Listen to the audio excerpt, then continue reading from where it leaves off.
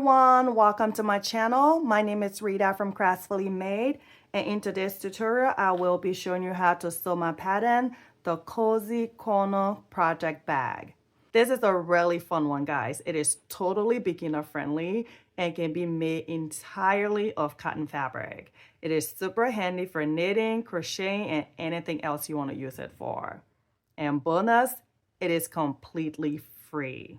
So jump to the description below and follow the link to download your free copy. The project bag has a simple drawstring closure, a handle on the side, and lots of room inside for your yarns, your crochet hook, your knitting needles, a notebook, and some snacks and tools.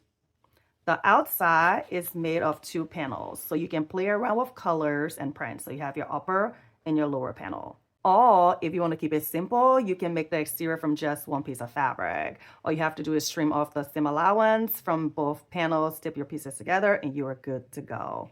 Here is one that I made with just one fabric as my exterior. And here is the pattern piece. So trim the seam allowance from the upper panel. And as you're trimming the seam allowance from the lower panel, you want to make sure you're trimming from the top and not the bottom because you have your box corner here. You can even mix and match by doing 2 panels in the front, like this one, and then one single fabric in the back for your exterior. And even though I designed a Cozy Corner project bag for my knitting projects, it can totally be used for so many other things. One of my testers added height to the upper panel to turn it into a bingo bag. Another added 2 handles for a cute mini tote. So I cannot wait to see what you guys create with this pattern. Have fun customizing and making it your own. Timestamps are in the description below. So if you need to skip to any step in this process, just click on that link and it will take you directly to that step. Okay, are you ready? Let's get started. In this section, we will be working on the handle and the drawstring casing. For this section, you will need the handle and your drawstring casing pieces. Before starting, you want to make sure you have fused woven interfacing to all your pieces and then mark the centers on the top and bottom of your upper panels, the lower panels, and your linings. First, let's work on our handle. Place your handle piece wrong side up. Draw a line down the center and place double-sided tape over that center line, and then fold the long raw edges to just shy of that center line.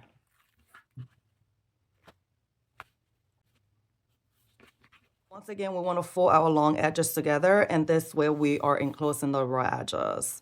And we just clip to hold in place. Next, we want to draw a line that is 1 inch in from both short edges.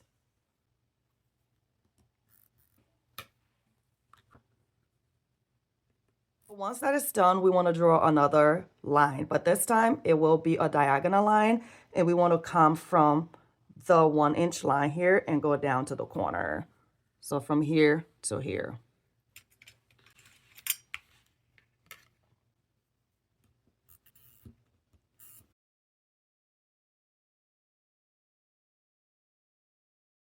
Grab your scissors and you want to snip at the diagonal lines.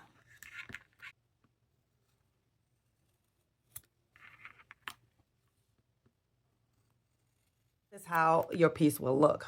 You want that diagonal cut to go inwards and not outwards. So pay attention to that when you're cutting and when you're making your line. You want to make sure it is going inward like this. Now we'll take this to the machine and top stitch out of 1 inch seam allowance or along our piece.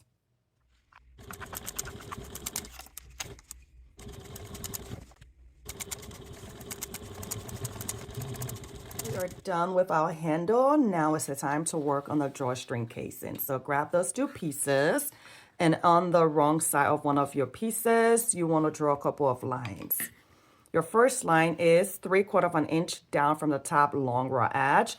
And your second line would be 3/8 inch from the bottom long raw edge. Afterwards, we want to place marks on the right and left hand side edges. And those marks will be 1 inch down from the top long raw edge. So here are those marks. And then 1 inch up from the bottom long raw edge. And here are those marks. You will do the same on the other piece of your casing. We want to place both pieces right sides together and clip the hole in place. And as you're doing this, just make sure your top edges are the same, okay? They're matching up as you're placing this together.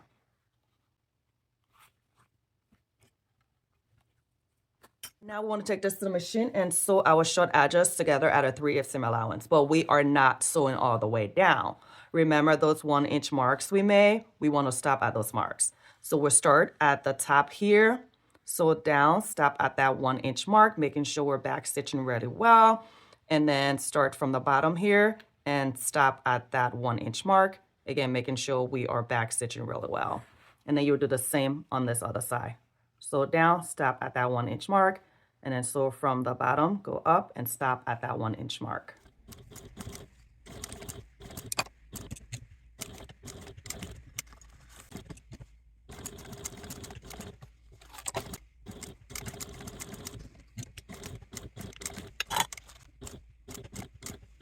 Once that is done, you want to now fold the seam allowances open.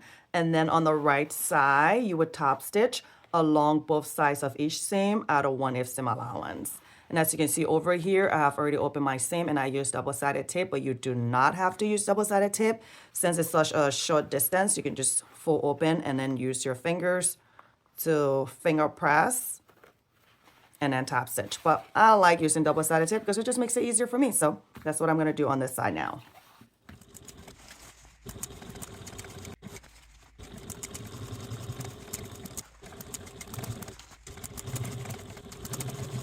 Top stitching is done and we have created the openings for the cord. So something I do as I'm top stitching is to stitch right above and below the opening here, just to give myself a peace of mind that my stitches will not pop open later. So that's something you can do if you like. I decrease my stitch length and then just stitch across the stitches here above and below the opening, and I do the same on the other side. Now leave your piece wrong side up and then add double-sided tape all along the top raw edge. And then we'll fold that top raw edge to the 3/4 inch line we drew.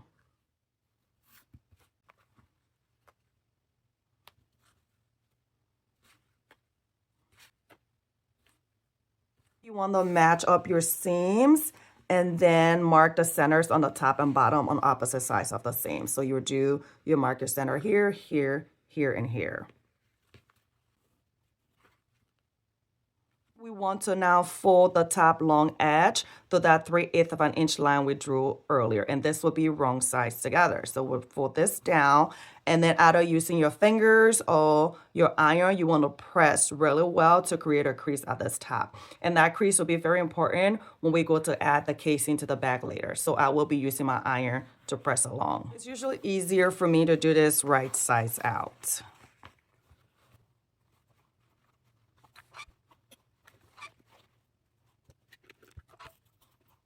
Once that is done, we want to now unfold our piece. And on the wrong side, we want to add double-sided tape just along the top folded edge. But do not remove the back end of your double-sided tape just yet.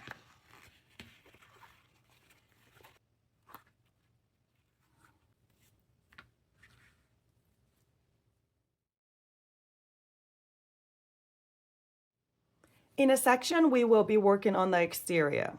For this section, you will need the upper panels, lower panels, and your handle. Now you want to grab one of your upper panels and one of your lower panels, and we'll place these two pieces right sides together. We'll clip the top long edge of the lower panels to the bottom long edge of the upper panel. Make sure you're matching up your centers. Take this to the machine and sew both pieces together at a 3/8 seam allowance. After that is done, you will fold open your seam allowance, and on the right side, top stitch along both sides of your seams at a 1/8 seam allowance. You just repeat for the other upper and lower panels.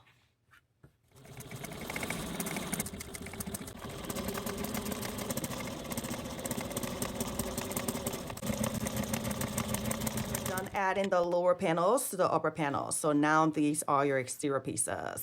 All right, next up is to place both pieces right sides together, match up the centers at the bottom, align the bottom edges, and clip the hole in place. Now I want to take this to the machine and sew at a 3/8 seam allowance from the bottom edge. Afterwards, we'll fold our seam allowance open, and then on the right side, we will tap stitch at a 1/8 seam allowance along both sides of the seams.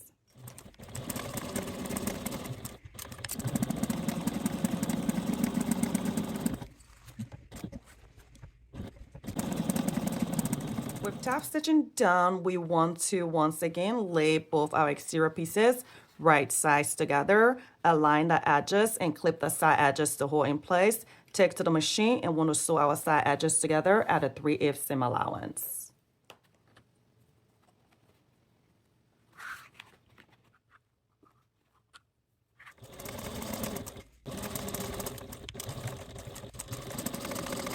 Once that is done, we want to now box the corners. So we want to align the bottom seams to the side seams and clip to hold in place. Make sure your side seams are open as you're aligning your edges.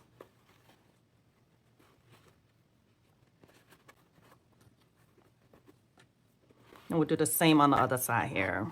Aligning the bottom and side seams. Just making sure the seam here is open. Clip to hold in place. And then we'll take this to the machine and sew at a 3/8 seam allowance. So here and here, we want to sew at a 3/8 seam allowance to both box corners.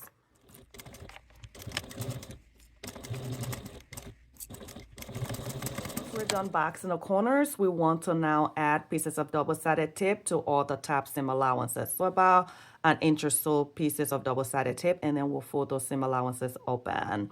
And then if you like, just trim your seam allowances from below those top folded edges, and then trim your bottom seam allowances to about a 1/4 inch or so. Turn your exterior right sides out.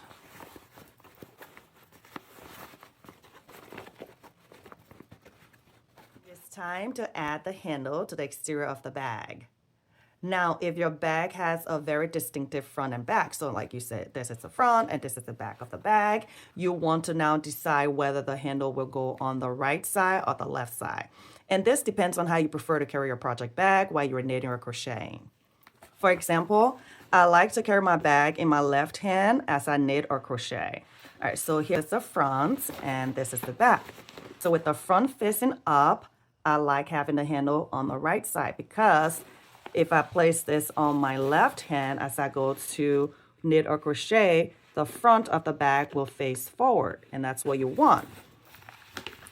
So if you prefer to carry your bag in your right hand, then you want your handle over on the left side.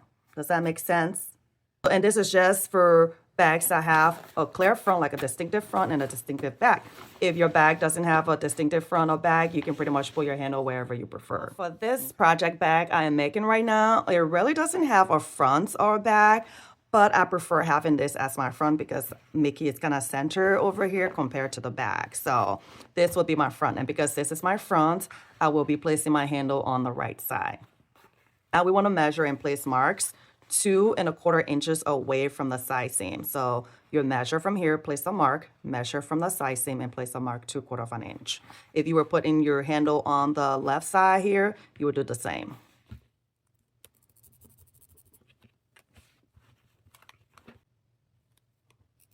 After placing your marks, you want to grab your handle and decide which is the right and wrong side because you will be placing this right side up.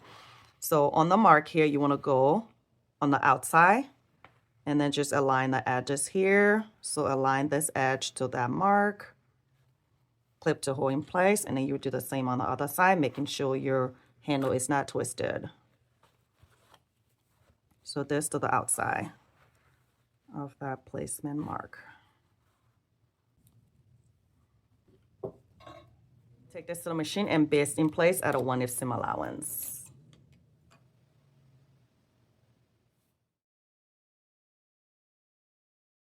In a section, we will be working on the interior. For this section, you will need the linings and the slip pockets. You want to grab one of our slip pocket pieces, turn this wrong side up, and then draw lines 3/4 inch down from the top long edge and 3/4 inch up from the bottom long edge. We will add double-sided tape at those long edges and then fold those edges to the line we drew.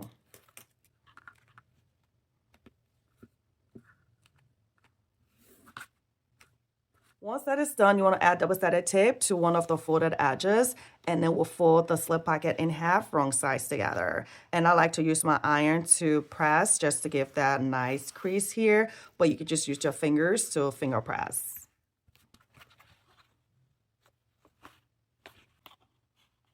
Once that is done, you just want to complete the same steps for the other slip pockets. All right, guys, I know that was a lot of steps just to get the slip pocket like this, but that's how I like to do it because I like this nice clean edge on the bottom here. However, if you don't want to go through all that steps, all the double-sided tape, what you can do is to just fold your slip pocket in half, right sides together, clip the long raw edges here, and then sew at a 3/8 seam allowance at the long raw edges. And then you just turn your piece right sides out and then just press, like finger press or take to your iron and press it. And then that's it. Simple. But I don't like simple apparently. I like to be a little complicated when it comes to my slip pocket. So do which one you prefer to do, okay? So here are your slip pocket pieces, and you just want to fold in half and mark the centers on the top and bottom. Now I want to draw some lines on our slip pocket for the slip pocket slots. So we'll do this one at a time. Just so you know, you do not have to follow exactly the lines and slots that I'm creating. You can totally adjust and create as many or as little slots as you want. What you want to do now is to leave your piece right side up. So if your slip pocket has a right and wrong side, you want to make sure it is right side up. And you can either start from the left or right side edges. So your first line you want to draw will be 2 3/8 of an inch. You just want to make sure you're using an erasable marking tool for this step, okay? Because you do not want the lines in your finished project. That is your 2 3/8 of an inch line. The next line would be 1.5 inches. So you would come from this line and you want to measure and draw 1.5 inches. From that second line, you would draw another 1.5 inches. Next, what I like to do is just to connect my center line here to create the other slots. And so now from your center line, you would draw another line that is 1.5 inches. And then after that, from that line, 1.5 inches. And then from that line, another line that is 1.5 inches.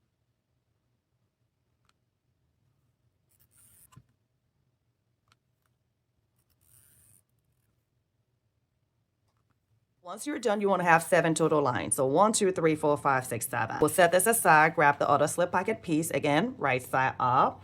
This time when we start, we want to draw a line that is 3 inches in. So either from the left or right hand side edges. So the first line is 3 inches.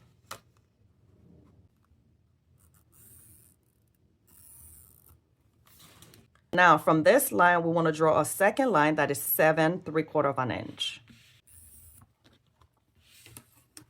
And that's it. So for this piece, you would have just 2 lines.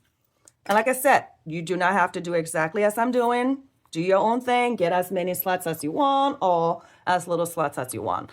I like having this bigger slip pocket here because I have this notebook that fits perfectly in it. So you get to do you.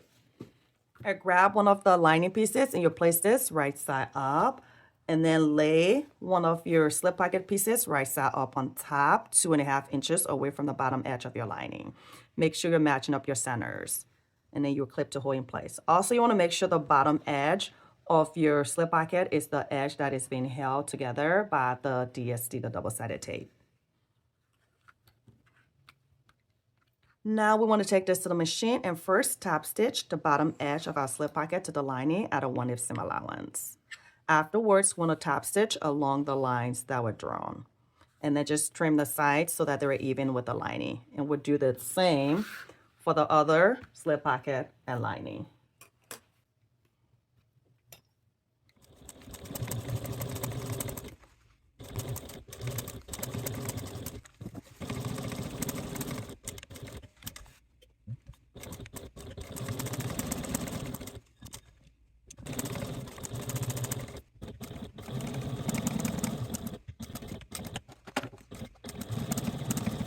Are done top stitching our slip pockets to the lining pieces.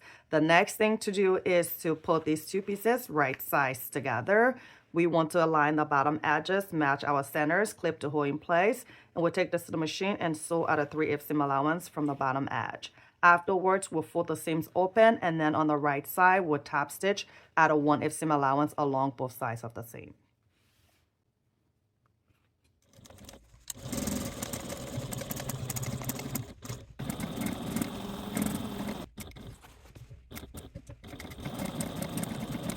Once you're done sewing the bottom edges together, you want to once again lay your interior pieces right sides together, align the edges, clip the side edges in place, take to the machine. You want to sew at a 3/8 seam allowance.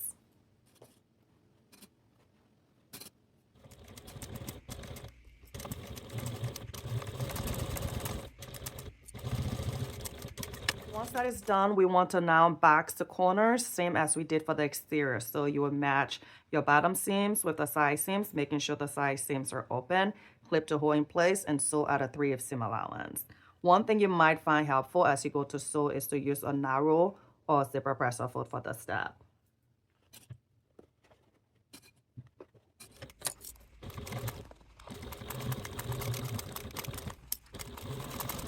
Once you're done boxing your corners, you just want to fold the top seam allowances open, same as we did for the exterior. And I've already done mine, and then just trim the seam allowances, same as you did for the exterior. And you want to leave your piece wrong side out. Okay guys, it is now time to complete the bag.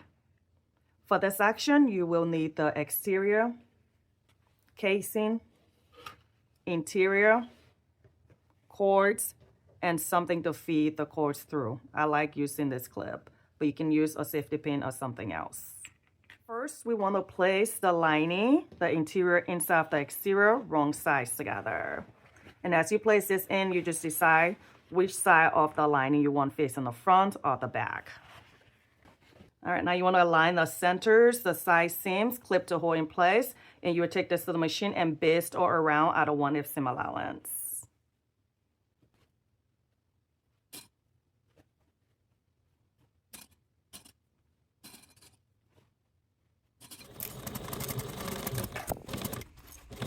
Once this is done, you want to now grab your casing and you will position this over the exterior right sides together. So the bottom edge of your casing, you want to align that to the top edge of your exterior. Match up the seams and the centers, clip to hold in place.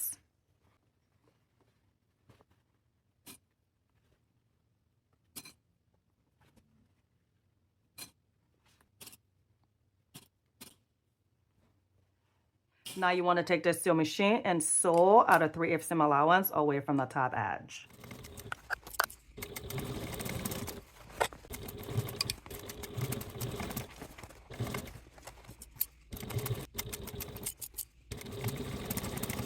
Once that is done, what we want to do now is to pull our casing up and then just press at the seam here. So I will use iron, or you can use your fingers to just finger press at the seam. And as you're doing so, one thing you want to be mindful of is the seam inside. You want that pointing up and not down. So you do not want your seam allowance going down like this into the bag. You want it upward. So just pull up and tuck really well on your casing. And then, like I said, add a finger press or use an iron. I'm going to use an iron to press it. Again, making sure that seam allowance is upwards and not pointing down.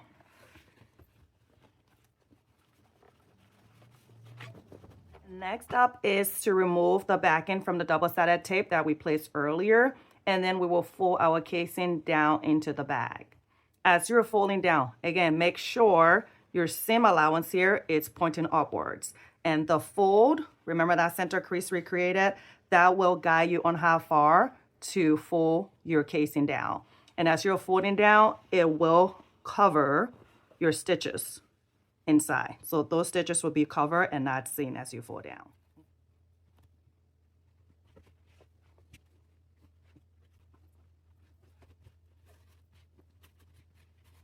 So this looks good. See there? Edges are folded inside and they're covering the stitches. What I like to do also is to add clips, these long clips, just for my own peace of mind, because I do not want these shifting or pulling up as I'm top stitching. Another thing you might want to do at this point prior to going top stitching is to use a key-four ply or something similar just to go around to the seam here at the side seams and press them down because they're a little bucky, and that will just help with the buck. You can also do so at the handle. So now we want to take this to the machine and top stitch at a 1/8 seam allowance from this folded edge. We will be top stitching through the casing, so 1/8 of an inch seam allowance through the casing, and we'll top stitch all around. And you can either do this from the right side. Good thing about using all cotton fabric is that we can pretty much manhandle this bag at the machine and then use our iron to iron it afterwards without any issues. Or you can turn it wrong side out and then top stitch from the inside. That might be a little bit easier to do. So that's what I'm going to do now. Again, I am not worried about wrinkles because I'm using all cotton and I can easily iron this after I'm done. I guess I should have waited until turning this inside out to put the clips. Oh well, I'll just add it again after I'm done. So I'm just looking around, making sure my casing still looks good and my stitches inside are covered. So when I'm at the machine, I will be top stitching from the inside, and it just makes it easier to maneuver the bag because I have a flatbed machine and not a cylinder arm.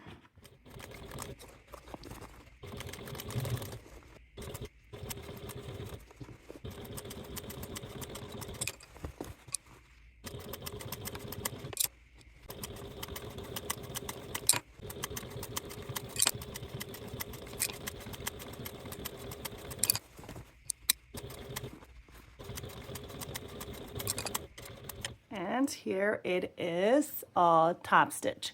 Now if you turn yours inside out, you now want to turn it back right side out. And then I'm just going to take this to the iron and give it a good press.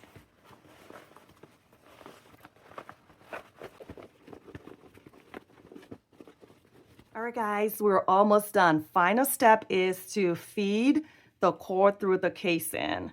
And I will be using this clip. Like I said in the beginning, I will be using this clip to thread my cord, but you can totally use safety pin or whatever you have on hand that can get the job done. What we want to do is to feed the cord. So we thread the cord through one of the openings in the casing all the way around and then come out on the other side. What I do is to open my clip and then I'll just wrap the cord around and then close and then thread it through.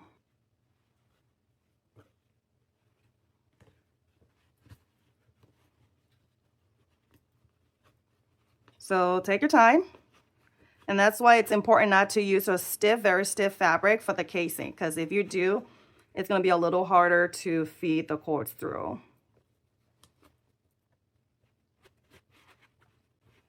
All right, so now what I do is to add clip at the end here, at the steel end, just so that does not pull all the way through by accident. So I'll just leave that on and then keep threading.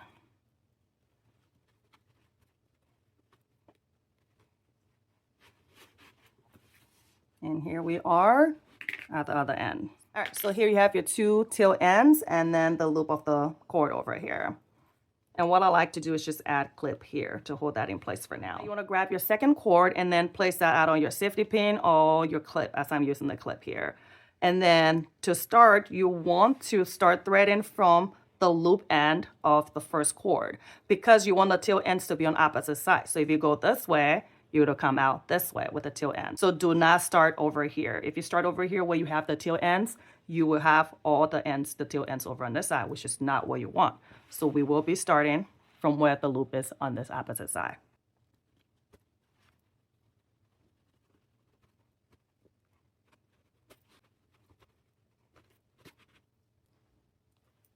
So here you have it. You have the ends, the tail ends on opposite sides. So all you have to do now is to just tie those ends in a knot and then give your bag a final press. And we are done. Thank you so much for hanging out with me. I hope you had a blast. Comment below if you have any questions or concerns, or shoot me an email anytime.